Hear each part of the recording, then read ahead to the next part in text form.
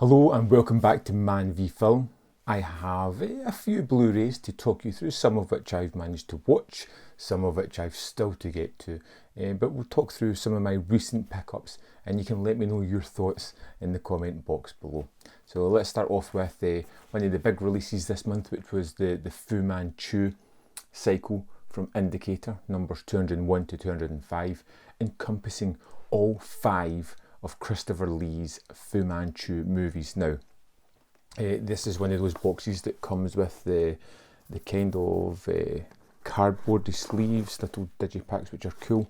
And, well, the Castle of Fu Manchu is missing because I'm currently watching that one. It's the last of this series of movies, and these have been wonderful to revisit. Real throwbacks to the mid-60s spy movies, James Bond, Sherlock Holmes mix with a little bit of Hammer thrown in. I've been doing reviews on all these movies separately, and so far I've just been having a whale of a time. I'm up to the notorious Castle of Fu Manchu, which we'll get to my thoughts on that one when I finish watching it. Also from Indicator, I have Sweet Charity, starring Shirley MacLaine. Now, this is one of those ones that I know absolutely nothing about. It was a limited edition set. Comes as a 4K restoration, comes with a book and posters and various cuts of the movie, and I got it for a really good price like a while back, so I pre-ordered it, and it's one that, again, I know absolutely nothing about. A little bit worrying, that, actually. Next up, we have a couple of movies from 88 Films, Jackie Chan kind of films.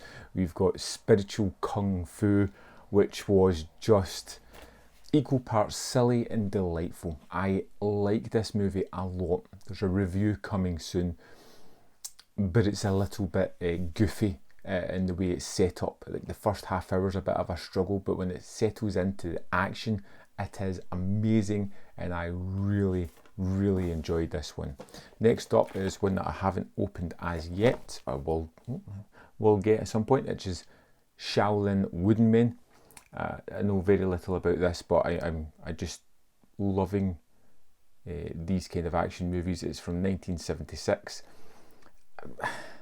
I don't need to know any more. The 88 Films transfers of these Jackie Chan movies have been exemplary, wonderful movies that I'm just loving getting into. So Shaolin Wooden Men, I'm sure will be hit or miss movie, because some of them have been great, some of them haven't been great, but so far this year a lot of the Jackie Chans have been ones that I've really enjoyed, and I'm sure this one will be good as well.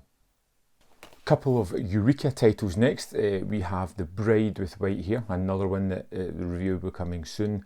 This was wonderful, vibrant, stylistic. The cinematography was brilliant, the action was breathtaking, the story is it's nothing new, but it's done really well. The bad folk are terrific.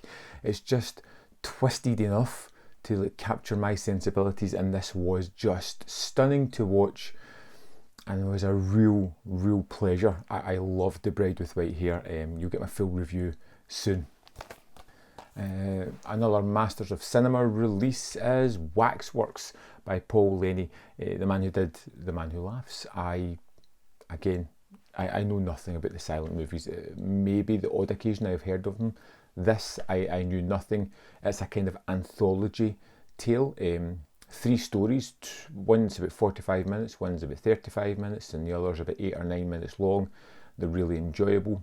I kind of like the sort of German expressionism throughout it, while also tackling this budding love story from the man who's writing stories about 3 waxworks figures, and he encompasses this girl who he's attracted to into the stories, as well as him, to create a romantic aspect to the film. Really kind of fun.